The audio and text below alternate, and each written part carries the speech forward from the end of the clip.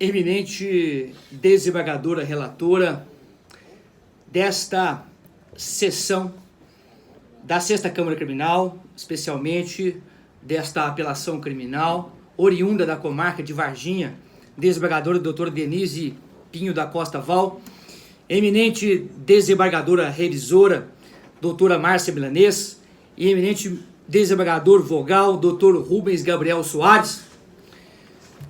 Como dito agora há pouco, comarca de Varginha, sentença penal condenatória contra o meu constituinte, condenado nas sanções do artigo 33, parágrafo 4º da Lei de Tóxicos e também artigo 16 do Estatuto do Desarmamento.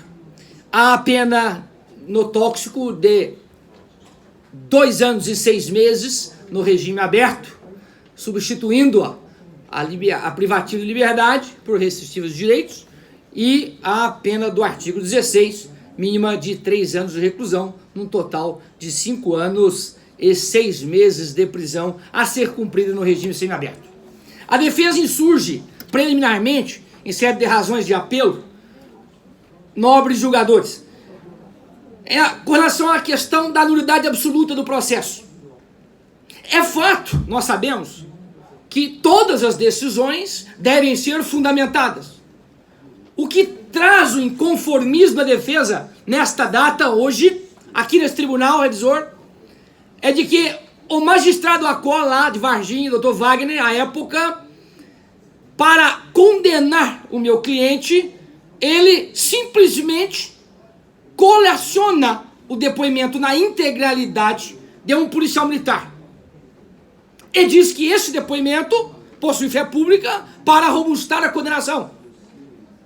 E deixa de atentar para os argumentos imprescindíveis de ser analisados em sede de alegações finais, que demonstram as contradições havidas entre os depoimentos dos policiais em conjunto com próprias testemunhas arroladas pela acusação. E mais, a defesa ainda argumenta preliminarmente que, além desta questão contraditória que não for analisada, também deixou de atentar para uma tese suscitada da defesa de confissão espontânea inerente ao crime de porte de arma. Esses argumentos foram apresentados em alegações finais, não foram muito bem esclarecidos e sequer foram combatidos pelo magistrado. O magistrado sequer os menciona em sua sentença para rechaçar a tese defensiva ou as teses defensivas. Daí a defesa insurge contra esta decisão preliminarmente para que o magistrado primeiro torne a prolatar uma sentença, agora sim, baseada no artigo 93 da Constituição Federal, em que todas as decisões devem ser fundamentadas e, principalmente, todas as teses defensivas devem ser analisadas, mesmo que de forma pormenorizada. Elas devem ser analisadas e não o fez o magistrado. Daí a insurgência da defesa contra essa questão para pleitear ao final a nulidade absoluta desta decisão, seja ela cassada, determinando-se o retorno dos autos à origem, para que o magistrado lá possa prolatar uma nova decisão. Aí sim, analisando-se detalhadamente todas as teses defensivas. Agora, no mérito, a defesa vem insurgir contra a condenação, excelências. Mas a vista que as contradições são evidentes. É claro no processo de que o depoimento dos policiais militares estão em desarmonia com outro conjunto probatório. E daqui eu faço questão de mencionar que os policiais militares disseram no processo. Disseram que, ao adentrar a residência, localizaram as drogas dentro do vaso do banheiro da casa do apelante. Enquanto que o próprio colega dele, o qual ele menciona, o policial Flávio Isidoro, chega nos autos e diz: não, as drogas não foram encontradas dentro do vaso do banheiro. Eu não presenciei isso. E o órgão acusatório arrola uma testemunha chamada William, que prestou depoimento de juízo, e a esse William, testemunha arrolada pela acusação, que fora levada ao local, e daga-se a ele: senhor William, o senhor foi chamado pelos policiais? O senhor viu onde as drogas foram encontradas? Não. Foram encontradas no banheiro? Não. Apresentando as testemunhas arroladas pela órgão acusatório, contradição em relação ao depoimento dos policiais militares. E essa divergência existe.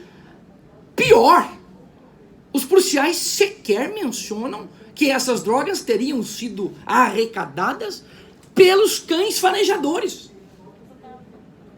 E pior, vou mais além. A testemunha Leandro informou o seguinte: os policiais entraram na residência, fizeram a varredura da residência, depois de meia hora chamaram os cães farejadores, contrariando tudo aquilo que os próprios policiais disseram. É certo que a prova policial deve ser afirmada por vossas excelências, e o é, na maioria dos julgamentos. Possuem fé pública e idoneidade, são inquestionáveis às vezes, mas quando se tem uma testemunha de acusação arrolada pelo próprio policial, que contradiz a sua versão na presença do magistrado, é claro que há de se ater para essa questão, há de se ter em mente a divergência, há de se ter em voga as contradições, para seriamente se cuidar de atentar para o processo, para não prolatar uma sentença condenatória injusta. Essa é a resignação defensiva. E vou além, excelências, eminentes julgadores. Ninguém presenciou o apelante dispensar a droga, porque a denúncia noticia: os policiais chegaram e viram o réu dispensar a droga dentro de um vaso sanitário, inclusive dando descarga. E os policiais vão lá e dizem: não, as testemunhas foram roladas e presenciaram. E elas chegam no processo e falam: não, ninguém viu nada. Os policiais não estão com razão, nós não vimos nada. Testemunhas que não têm correlação nenhuma com o apelante e têm compromisso com a verdade, porque foram roladas pelo próprio policial militar no auto de prisão em flagrante delito. Daí, dúvidas sim, divergências sim, prova frágil sim. Mas não podemos deixar de atentar também por questões relevantes do processo, em que a defesa comprovou, já visto que foram apreendidos veículos, a defesa comprovou propriedade de veículos, foram todos restituídos. E o que causa mais espanto à defesa na sentença condenatória, e eu faço questão de trazer a baila nesse instante, faço o prazer e o privilégio de ler o que disse o magistrado na sentença. Disse assim: Dr. Wagner Aristides Machado da Silva Pereira, da Comarca de Varginha, 20 gramas de maconha não teria como adquirir 2 veículos. Repito, até porque era um acusado que é preso com 20 gramas de maconha, não teria como adquirir 2 veículos. E por essa razão ele libera, através de uma vara judicial, a apreensão de 2 veículos pertencentes, em tese, ao traficante. Mas ele vem e disse: 20 gramas não é suficiente de maconha, não é suficiente para dizer que ele teria condições de adquirir 2 veículos. Que traficante é esse? Que traficante é esse que é apreendido 20 gramas de maconha na casa dele? Ele não tem condições de adquirir 2 veículos. O magistrado chega à conclusão aqui: olha, doutor, aqui é uso de droga. A defesa não pleiteou a desclassificação para o artigo 28. A defesa repisa a insuficiência probatória, mas o magistrado diz claramente: 20 gramas de maconha não teria como adquirir 2 veículos, ou seja, é um usuário de droga. Não tem condições de comprar veículo. Que traficante é esse? É o que a polícia fala, é traficante de drogas. Libera-se os veículos, libera-se tudo. É a sentença de primeira instância.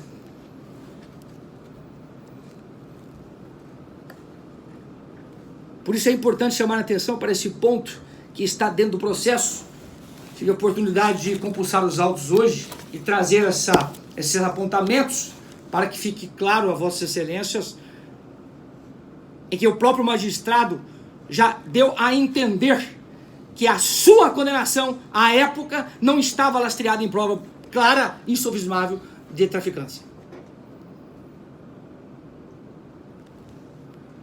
Por isso a defesa, aqui nessa instância revisora, pleiteia a reforma da decisão primitiva para que sua absolução seja medida de imposição pela insuficiência de provas, haja vista que restou confirmado uma contradição entre os depoimentos policiais, a quantidade de droga não é uma quantidade elevada, os bens foram liberados, 2 veículos liberados, a defesa, na resposta inicial, na defesa preliminar, apresentou documentos comprobatórios de propriedade de tudo, inclusive do dinheiro arrecadado.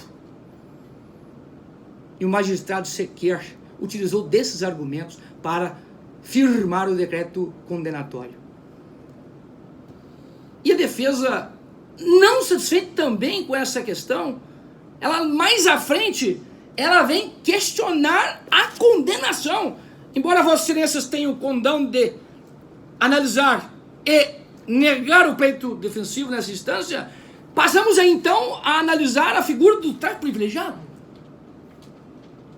E daí a defesa bate mais forte ainda na decisão, porque além de não trazer argumentos sequer para negar o pleito de redução pelo grau máximo do parágrafo 4º do artigo 33, porque o magistrado chega lá e diz: primário, bons antecedentes, não se dedica a atividade criminosa, redução, metade. E daí vem a defesa e diz assim: nobres julgadores, 17,36 gramas, folha 145, o magistrado fala 20 gramas, mas não é verdade. O laudo de folha 145, ele fala de 17,36 gramas, para ser mais preciso. E daí eu venho e trago à baila uma decisão do Superior Tribunal de Justiça, nas razões de apelo, onde foram apreendidas 18 gramas de maconha, 1,6 gramas de crack, 0,6 de cocaína, ou seja, mais de 20 gramas de drogas diversas. E o próprio Superior Tribunal de Justiça, em decisão recente do ano passado, o ministro Ribeiro Dantas, chega e diz: o caso é de redução pelo grau máximo, pena 1 ano e 8 meses. Então a defesa não vem aqui pedir a redução pelo grau máximo com base em ação.